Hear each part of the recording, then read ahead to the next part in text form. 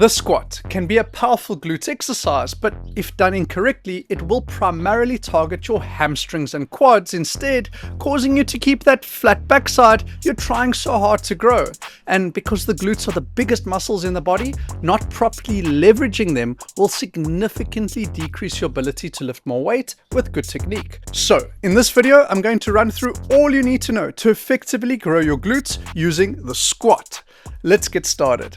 Which type of squat is best for glute activation?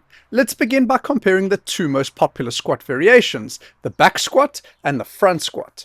A 2018 study compared glute activation in the back squat, front squat and deadlift in 13 trained athletes with more than 1 year of lifting experience.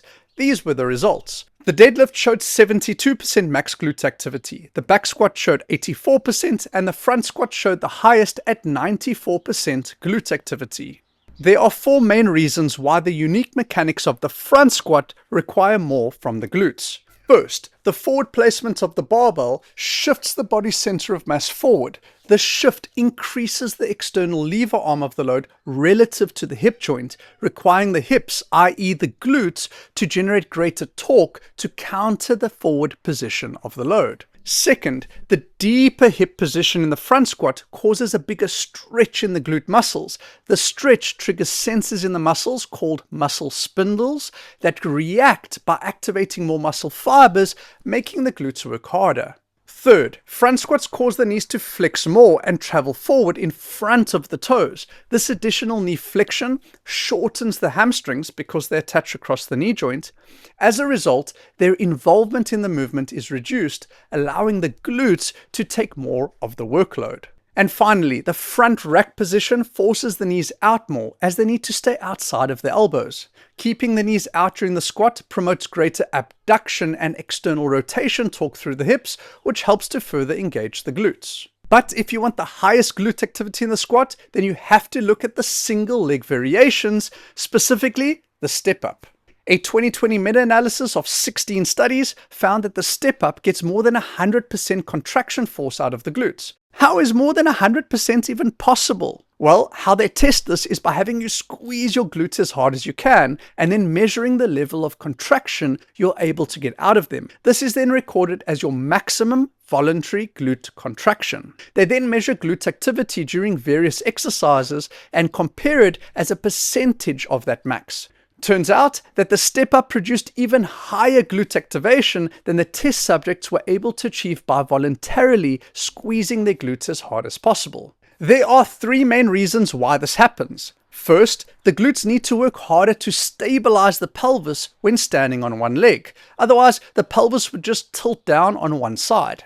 Second, a high box forces your hips lower towards the feet, stretching the glutes and activating the fibers more effectively. With a paper published in 2012 showing higher boxes around 45 centimeters to give the best results. Just note that this was a study done on female athletes. So if you're a taller male, an even higher box would probably be needed to elicit similar results. Finally, to stand up on the box, the knees have to travel in front of the toes, similar to what we see in the front squat. This position shortens the hamstrings, preventing them from becoming overly involved in the movement. So, in conclusion, the best bilateral squat for glute activation is the front squat, and the best unilateral squat for the glutes is the step up. But I'm not going to leave you with just that. I want to show you some science-based techniques to get even more glute activation out of the two squat variations. Let's begin. Stiffening your core using the belly bracing technique can increase glute activity by up to 15%, according to a study published in 2007.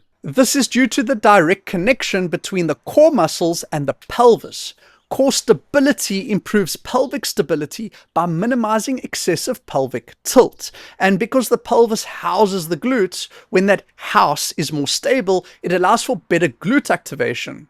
This core glute connection can be further supported by this study, which found that when core stability was added to traditional glute exercises, glute activity increased from 77% to 103%. So if we had to apply this core stability principle to an exercise like the squat, we would not only protect our spines, but we would also generate more activity from our glutes.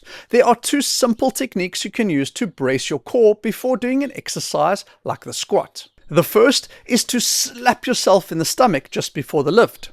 Because your body anticipates the impact, it will naturally brace by contracting the abdominals. You can then hold that contraction while loading up and moving through the lift. The second entails poking your fingers deep into your abdomen and then contracting your abs to force your fingers back out. You should now be braced to lift. Next, using resistance bands around the knees during barbell back squats can significantly increase glute activity by as much as 23%, according to a 2020 study.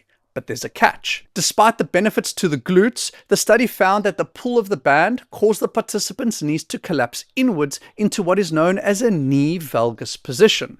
Under load, knee valgus is a suboptimal position that could increase the risk of injury. So I did more digging. I found another study published in the same year that repeated the experiment but placed the bands in 3 different positions: around the thighs, the ankles, and forefoot. Interestingly, this paper found that the lower the band was placed on the leg, the higher the glute contraction, with the forefoot band position showing a whopping 60% increase in glute contraction compared to around the knees.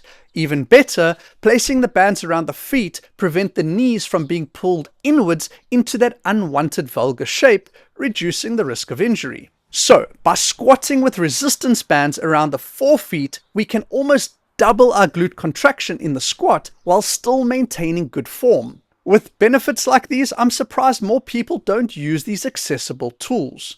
To see the band we use, scan this QR code or go to bfs.fit. Okay, I have 2 more ways to increase glute activation in the squat that I'm sure most of you haven't heard of, unless you're like me, who's constantly obsessing over the stuff and diving deep into the research every day. Are you ready? This is the best glute exercise you've never seen. It starts with the box step up, which is already the squat variation with the highest glute activation according to the literature. But we're going to modify it to squeeze even more juice from the glutes by adding some rotation into the mix. Instead of just using the glutes as an extensor to climb the box and as a stabilizer of the pelvis while on one leg, we're going to use the glutes as rotators too. While you would normally move straight up and down the box in a single plane of motion in the traditional step up, in this version you would now need to simultaneously rotate into the hip while descending from the box and externally rotate back through the hip as you stand back up to get the body facing forward at the top.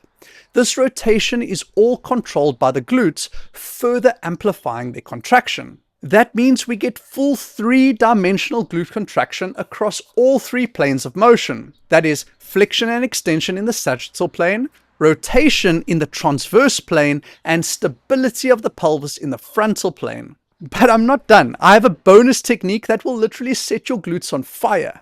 While lowering yourself from the box, take the arm of the opposite side of your supporting leg and raise it so that your fist is pointing up with your elbow bent. As you stand up, forcefully drive your arm and elbow back towards the midline. This movement engages the lat on that side, which connects diagonally across through the lower back to the opposite glute, a connection known as the posterior oblique sling. By activating the sling, you enhance glute activation in the supporting leg.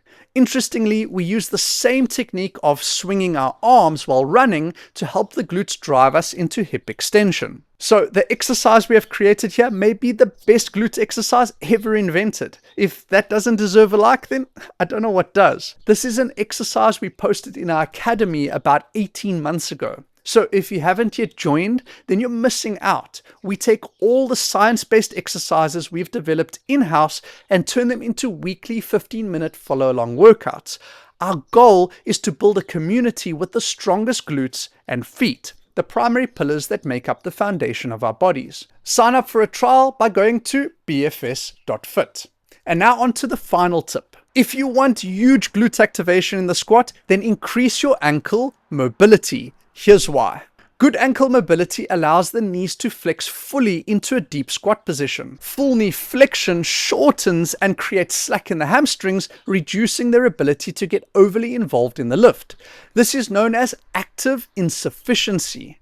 Turning down hamstring activity allows the glutes to then become the dominant hip extensor. We want glute dominance because as the largest muscle group in the body, they have the potential to generate the most power for us in the squat. Active glutes also help control the knees and lower back positions, keeping them safe and stable throughout the lift. Now, having shown the importance of good ankle mobility for proper glute activation in the squat, I want to make an important disclaimer. No matter what variation of the squat we choose or the techniques we use, if the body is not functional enough to get into the correct positions for the squat, we won't fully benefit from these optimizations.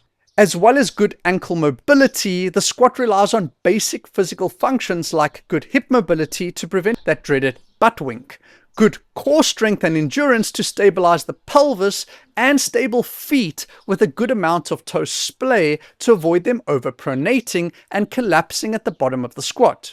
You also need to be stable on one leg to capitalize on any of the single leg squat variations like the step up. These are the fundamentals we teach and practice in our Barefoot Strength Academy. We have tests for all these basic physical functions, which you can do on your own using the video tutorials. Once you've posted your results in the members consultation page, I'll personally review them and recommend the best workouts and exercises to choose from our catalog to improve your weaknesses. You can also ask questions and get feedback from our team through our private community chat group. We are building this academy into a digital version of a physical practice that you can access from your phone or laptop anywhere in the world. So if you want to take the advantage of the power of strong feet and glutes and build a physical foundation you can depend on, then go to bfs.fit and start a 7-day free trial in our academy. I look forward to personally helping you there. See you inside. Cheers.